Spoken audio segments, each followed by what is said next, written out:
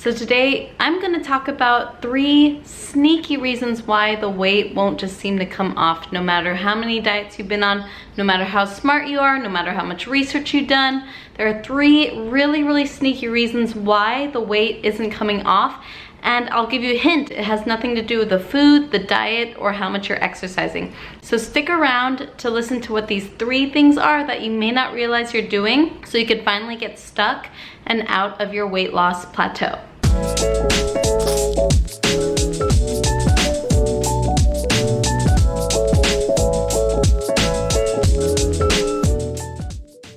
Hey everyone, so today I'm going to talk about something that's so frustrating for a lot of ambitious women, and it is why can they not keep their weight off even if they've done all the research, they've read all the books, they've listened to all the podcasts, and they have no idea what they're doing wrong.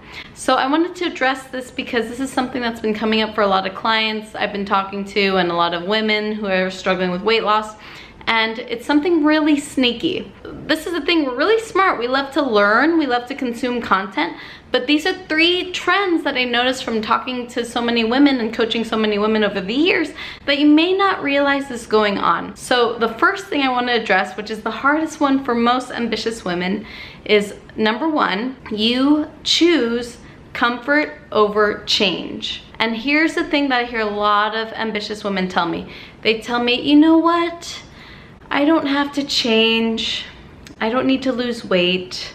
I'm fine with where I am. I love my body where I am. And don't get me wrong, I'm not like trying to diss the body positivity movement or anything.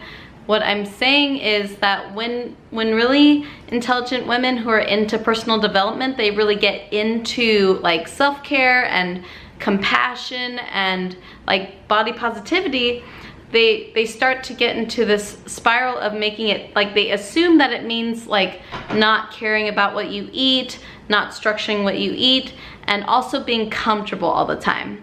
Here's where they get it twisted. Like, comfort does not equal growth. Like, comfort does not mean that you're achieving your goals. So imagine you're going to the gym and you want to gain muscle. The only way you could actually gain muscle is by putting stress on your body with progressively heavier weights over and over. And I used to be a personal trainer, so I learned about this stuff. So basically, the only way you could actually grow your muscle is you have to literally break down your muscle fibers so that your body can repair it and recover it and grow it so it could adapt and take on the heavier weight the next time. You can only change with discomfort. Like, when you're breaking down your muscles, it doesn't feel comfortable, but that's the only way to actually help your muscles grow. And that's the same with your body. If you actually want your body to go from a sugar burning mode to a fat burning mode, which is what I teach my clients, like I help them actually make their body adapt from burning only sugar and carbs for fuel to burning fat for fuel. In order for you to do that, you have to eliminate processed sugar and carbs from your diet. You do have to eliminate those foods completely, like at least for a minimum of like 2 to 4 weeks, so that your body adapts from being a sugar burner to a fat burner. And when you do that, it will feel uncomfortable. You're gonna have sugar withdrawal, you're gonna have like headaches, fatigue, but that needs to take place for the adaptation to happen in your body. So here's my quick tip for you if you're kind of like, oh my gosh, I don't wanna like feel discomfort. So it's really a matter of reminding yourself, like, why do you wanna lose weight? Why is it important to you? And then reminding yourself that if you don't go through discomfort, you're actually not making the changes necessary for your body to lose the weight in an optimal place, to actually help your body burn fat from a place where you're metabolically using your fat for fuel instead of sugar. So for you to start doing that, you could actually access my free sugar-free food guide, which you could get by clicking the link in the description box below.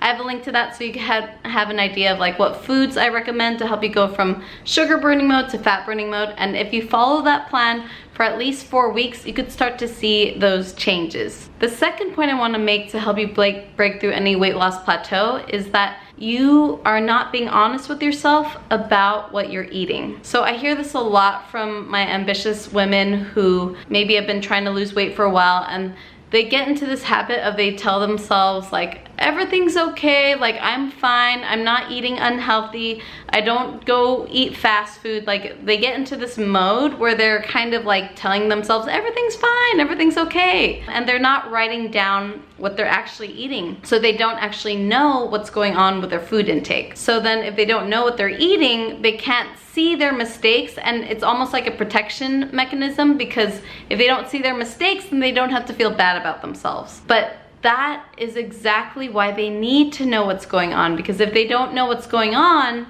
if they're not truthful and honest with themselves, then they're going to keep repeating the same patterns and they won't know how to change. If you could think of how much it's costing you to not be honest with yourself, that's way more painful than not feeling bad about yourself at the end of the day. And that leads me actually to tip number 3, which is you're not learning from your mistakes. So if you're not tracking what you're eating, you're not being truthful about actually like every single bite, lick, and taste you're eating, then you won't be able to learn from your mistakes. So in order for you to do that, you have to make sure that you're actually writing down every single day what food you're eating. So you're face to face with it and you're just truthful and you're like, okay, this is where I could go improve. And then that's where point number 3 comes in. You have to be willing to learn from your mistakes. So think about what it's costing you to not be willing to learn from your mistakes. And this is one of my favorite quotes from a weight loss coach named Corinne Crabtree. She's the creator of the Losing 100 Pounds podcast. And one of my favorite quotes by Corinne is, "Mistakes are your best teacher." And I love that quote because it just helps you see that mistakes aren't bad. They're not negative. It doesn't mean that there's anything wrong with you. It just means that there's a learning opportunity in every mistake you make. So if you're willing to switch that dialogue in your head every single time you mess up on a food plan or you eat cookies when you didn't mean to, if instead of beating yourself up, you're able to look at it as a learning moment and a learning opportunity, that's what will help you be successful. So my tip for you to help you face those mistakes and help you look at it as a learning moment is, which is what I tell all my clients to do, is at the end of every single day, you wanna look at your food plan, like evaluate your food decisions for the day. Like, what did you do well? What didn't work well? And what will you do differently the next day? And looking at that place with compassion, with curiosity, and just looking at it as a learning opportunity, that's what will help you know exactly what you have to fix so that you could do better the next time. All right, everybody, so those are the 3 things that may be in your way if you're noticing that your weight loss just isn't coming through. These might be the 3 blocks that are in your way. So if any of those things resonated with you, leave me a comment below. I'd love to hear your feedback on this and see what you found helpful. And also, if you're noticing that you want a little bit more insight, like maybe there are moments where you're noticing like maybe you're eating impulsively and you want a little bit more guidance on that and how to deal with that, you could click the link in the video description below so you could take my impulsive eating quiz that might help uncover other things that might be in the way of your weight loss. And again, if you want my food guide, you could check that out in the video description also, so you could see what I recommend to help you go from a sugar burning mode to a fat burning mode.